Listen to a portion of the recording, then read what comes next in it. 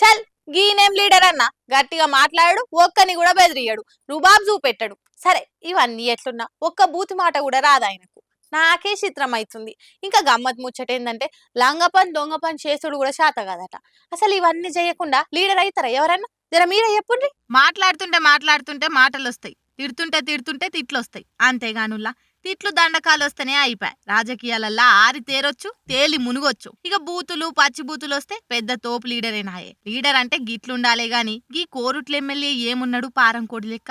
ఒక్క తిట్టు రాదంటాడు, తప్పుడు పని చేయ అంటాడు.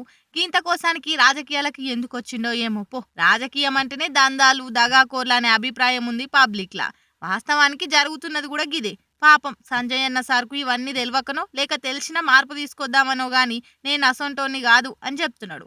మనదంతా డిఫరెంట్ స్టైల్. కామ్ గా పని చేయాలి, కామన్ మ్యాన్ గా ఆదుకోవాలి అని క్లాస్ లీడర్ కటింగ్లు ఇస్తుండు. పొలిటికల్ లీడర్లు అంటే లంగ పని దొంగ పని చేసేటోళ్ళే అనుకుంటుర్రంట జనాలు. ఇంకా అట్లా కాదు సామి. లంగ పని దొంగ పని చేయకున్నా జనాల కోసం పని చేస్తే చాలని అంటున్నాడు గీ డాక్టర్ సాబ్. నాకు తిట్లు రావు, గలీజ్ మాటలు అస్సలే రావు, అయితే నేను లీడర్ని కాదా అని ఉల్టా క్వశ్చన్ వేసిండు. లీడర్ అంటే పబ్లిక్ సమస్యలు తెలుసుకోవాలి, అలా మంచి చెడ్డ అరుచుకోవాలి, ఓటేసి గెలిపించినందుకు వాళ్ళకి అన్ని విధాలుగా అండగా నిలబడాలి. ఎప్పుడు ఏ రాత్రి టెలిఫోన్ కొట్టినా అంబులెన్స్ లెక్కొచ్చి ఆదుకోవాలి అని సంజయ్ సార్ ఉద్దేశం.